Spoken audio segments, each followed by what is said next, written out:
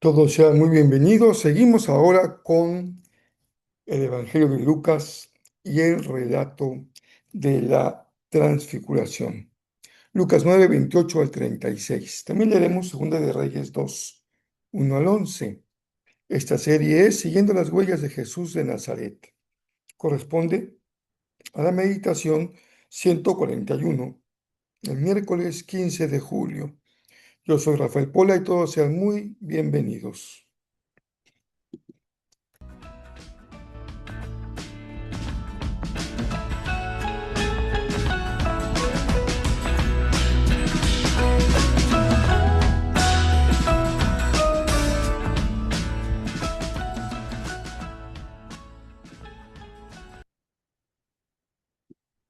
Es importante no olvidar que estamos con un esfuerzo especial por apoyar al pueblo de Venezuela tan dañado en estas últimas semanas. La necesidad no se detiene, son ya muchos los miles de muertos y también los problemas que se asocian con los cadáveres, los escombros, los edificios destruidos. Así que si el Señor pone en tu corazón seguir apoyando, no dejemos de hacer, tanto en la oración cotidiana como en los donativos.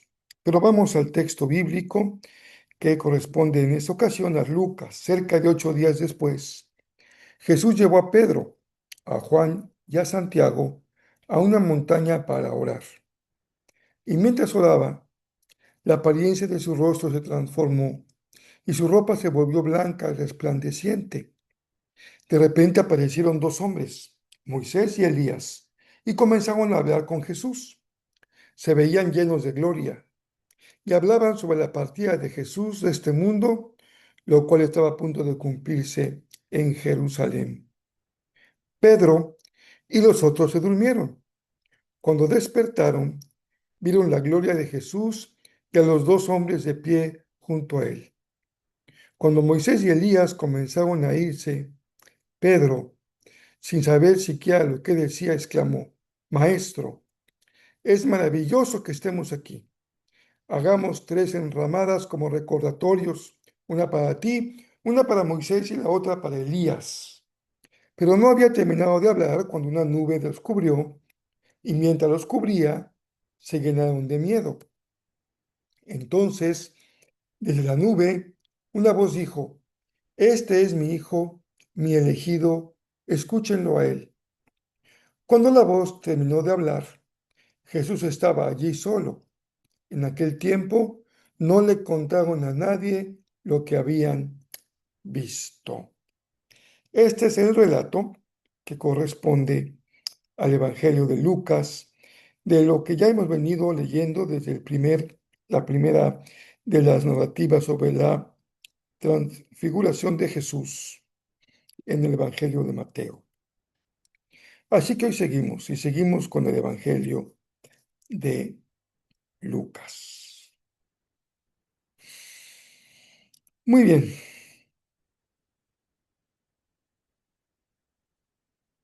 en la primera meditación que tuvimos sobre la transfiguración, nos preguntamos cuál es el mínimo común denominador que comparten quienes confiesan seguir a Jesús.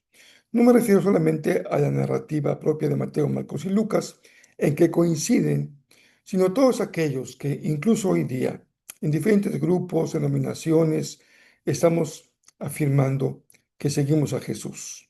¿En qué coincidimos? Descubrimos, pues es una propuesta, que el denominador común puede ser compartido en la confesión de lo que escuchamos como la voz desde el cielo, identificando a Jesús como el Hijo amado, el elegido, a quien se debe escuchar. Ahora, es conveniente mirar el relato desde otra perspectiva, no desde aquello en lo que coinciden los evangelistas, sino desde los matices que distinguen la narración de cada uno de ellos. En este caso de Lucas. Son precisamente esas pequeñas diferencias las que enriquecen nuestra comprensión del acontecimiento y revelan el énfasis propio de cada evangelio en nuestro caso, del tercer evangelio. En Lucas, el primer rasgo distintivo es el motivo por el cual Jesús y sus discípulos suben al monte. Mientras Mateo y Marcos simplemente narran que Jesús llevó consigo a Pedro, Santiago y Juan, Lucas añade este dato. Jesús subió para orar.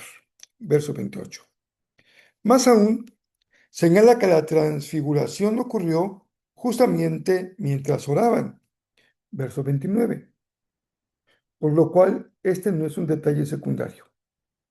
A lo largo de todo su evangelio, Lucas presenta a la oración como el espacio donde se revelan los grandes momentos de la acción de Dios. Recuerden, antes del bautismo, cuando hay que elegir a los 12, en el huerto de Getsemaní y ahora en la transfiguración. También ocupa un lugar importante la oración del Padre Nuestro. La oración aparece como ese espacio en donde el ser humano se encuentra con el Señor. Lucas puede ser también considerado el Evangelio de la oración. La gloria de Cristo se manifiesta justamente en ese encuentro con el Padre. Precisamente en el encuentro de la oración se hace manifiesta la gloria de Jesús. Un segundo matiz que solamente encontramos en Lucas es el tema de que conversan Jesús, Moisés y Elías. Solamente este evangelista nos informa que estaban hablando acerca de su partida que iba a cumplir en Jerusalén. Verso 31. El texto utiliza un término igual al de el Éxodo en el Antiguo Testamento. Es una palabra que está sin duda cargada de este antecedente del libro del Éxodo. Por ello, no se trata solamente de que Lucas anuncia la muerte de Jesús, sino que le da todo un peso, un significado que lo hace paralelo al éxodo de Israel saliendo de Egipto, una gran gesta de liberación.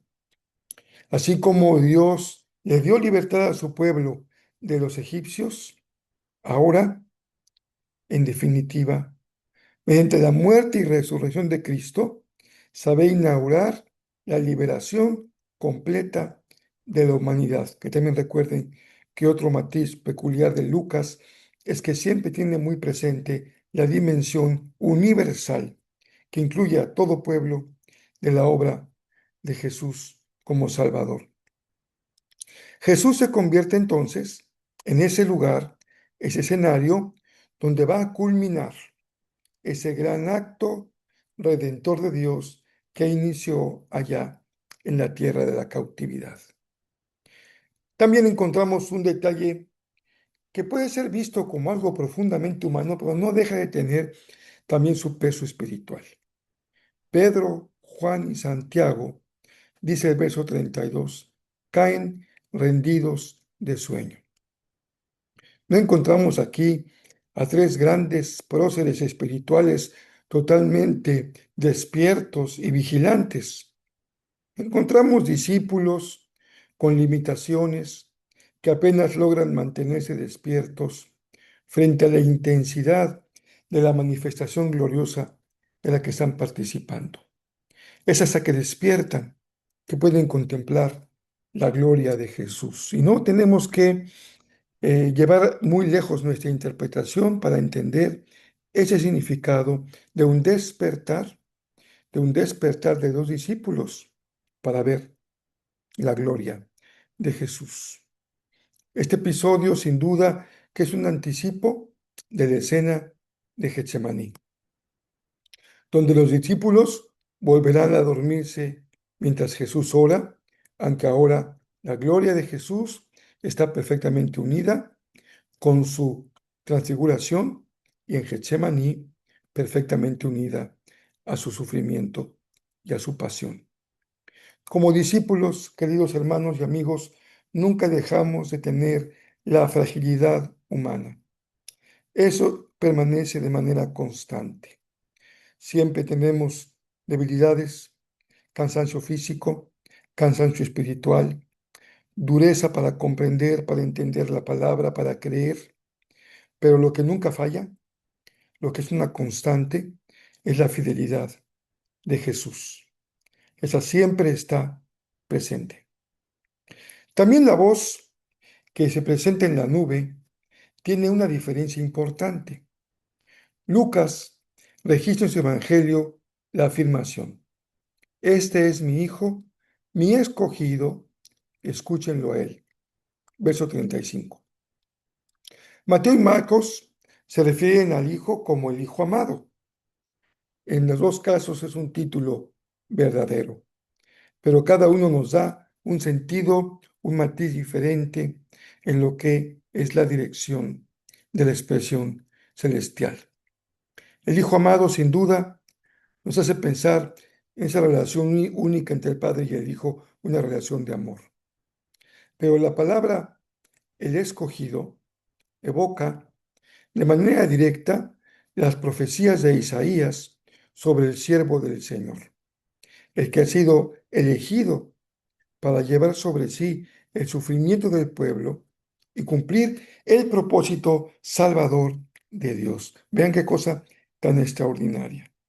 Lucas nos describe entonces la transfiguración no solo como la revelación de la gloria de Jesús, sino también como una confirmación del camino que él va a emprender hacia Jerusalén y que va a culminar en la cruz del Calvario.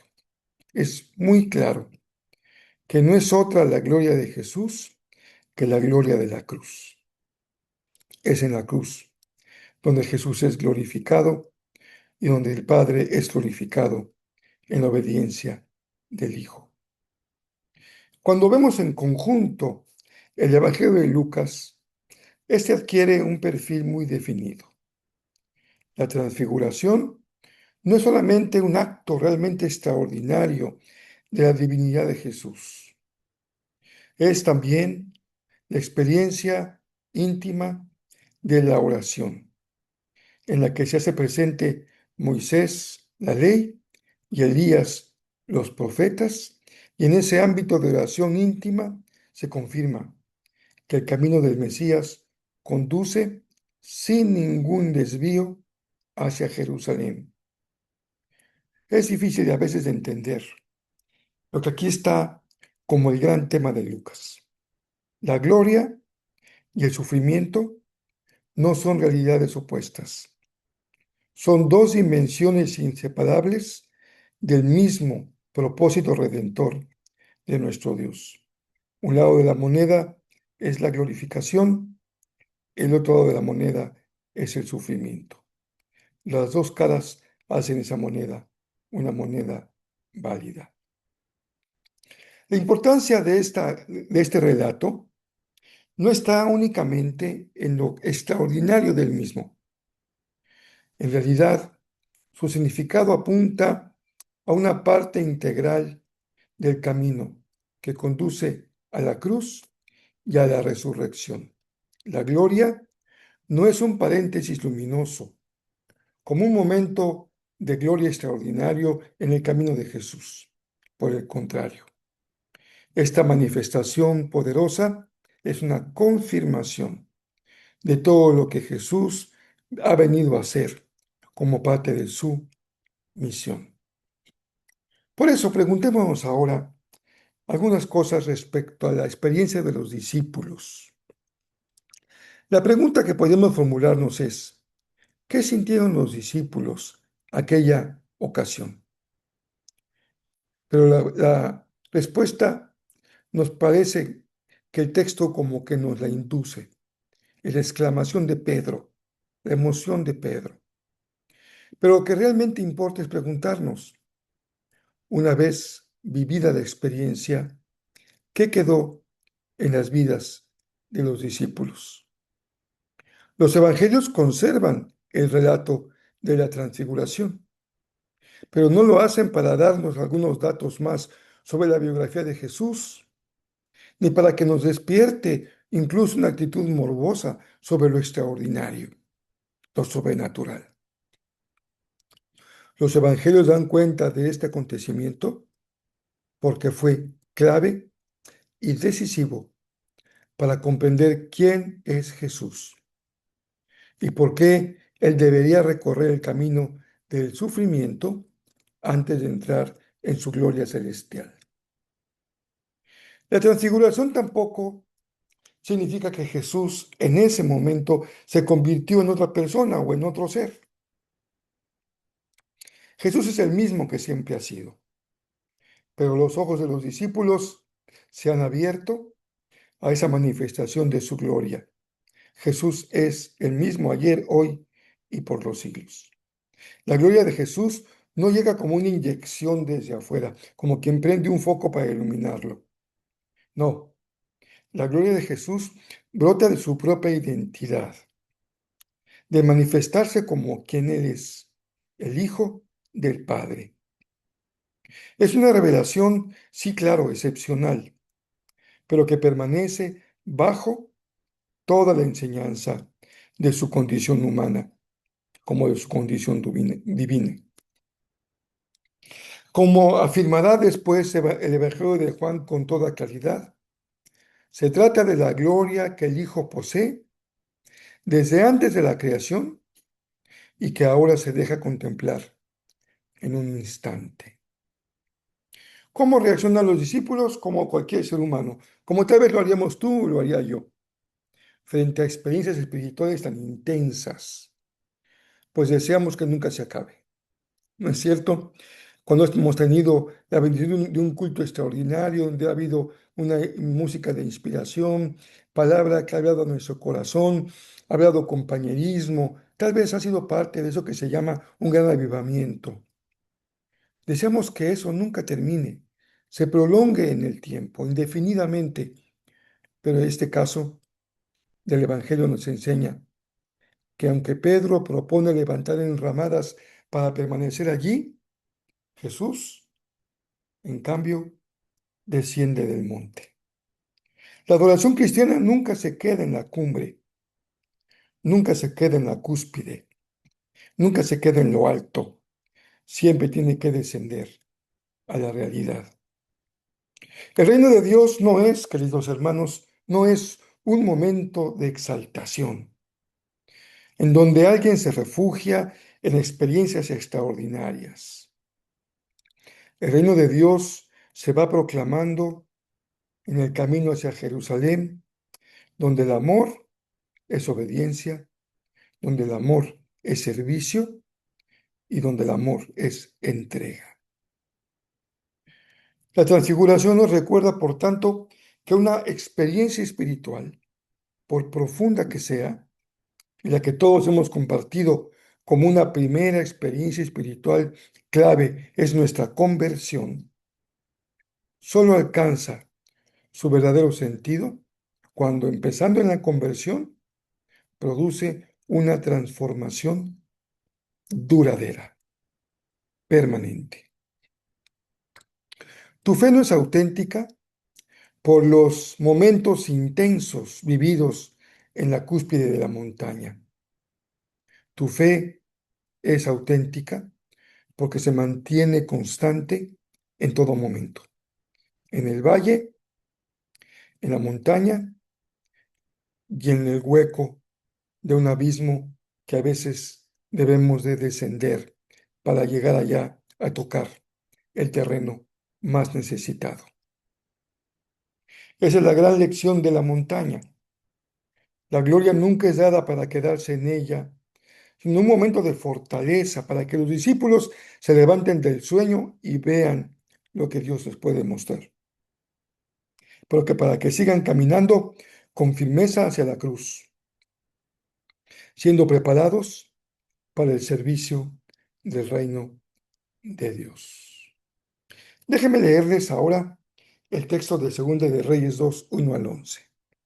Dice así: Cuando el Señor estaba por llevarse a Elías al cielo en un torbellino, Elías y Eliseo estaban en camino desde Gilgal, y Elías le dijo a Eliseo: quédate aquí, porque el Señor me dijo que fuera a Betel. Eliseo respondió, tan cierto como que el Señor vive y que tú vives, nunca te dejaré. Así que descendieron juntos a Betel. El grupo de profetas de Betel se acercó a Eliseo para preguntarle, ¿sabías que hoy el Señor se llevará a tu amo? Claro que lo sé, contestó Eliseo, pero no diga nada. Entonces Elías le dijo a Eliseo, quédate aquí, porque el Señor me dijo que fuera a Jericó. Pero Eliseo le respondió de nuevo, tan cierto como que el Señor vive y que tú vives, nunca te dejaré. Así que continuaron juntos a Jericó. Después, el grupo de profetas de Jericó se acercó a Eliseo para preguntarle, ¿sabías que hoy el Señor se llevará a tu amo? Claro, contestó, que lo sé, contestó Eliseo, pero no diga nada. Entonces Elías le dijo a Eliseo, quédate aquí, porque el Señor me dijo que fuera al río Jordán. Pero una vez más, Eliseo respondió, tan cierto como que el Señor vive y que tú vives, nunca te dejaré. Así que siguieron juntos. 50 hombres del grupo de profetas también fueron y observaron de lejos cuando Elías y Eliseo se detuvieron junto al río Jordán. Luego Elías dobló su manto y con él golpeó el agua. El río se dividió en dos y ambos cruzaron sobre tierra seca. Cuando llegaron al otro lado, Elías le dijo a Eliseo, dime qué puedo hacer por ti antes de ser llevado. Y Eliseo respondió, te pido que me permitas heredar una doble porción de tu espíritu y que llegue a ser tu sucesor. Has pedido algo difícil, respondió Elías. Si me ves en el momento en que sea llevado de tu lado, recibirás lo que pediste. Pero si no me ves, no lo recibirás. Mientras iban caminando y conversando, de pronto apareció un carro de fuego tirado por caballos de fuego. Pasó entre los dos hombres y los separó. Y Elías fue llevado al cielo por un torbellino. Este es el profeta Elías que se presenta junto con Moisés en el monte de la transfiguración. Muy bien, vamos a ir concluyendo con una frase del gran pensador, teólogo, llamado padre de la iglesia, Agustín de Hipona. Dice así, baja, Pedro, deseabas descansar en el monte. Baja, predica la palabra, insta a tiempo y a destiempo, arguye, exhorta, reprende con toda longanimidad y doctrina. Trabaja, súdate, sufre algunos tormentos para que poseas en la caridad, mediante la blancura y la hermosura de las buenas obras, lo que está significado en los vestidos del Señor. Espero que esta meditación edifique y bendiga sus vidas, que les inspire y que de algo deje su corazón.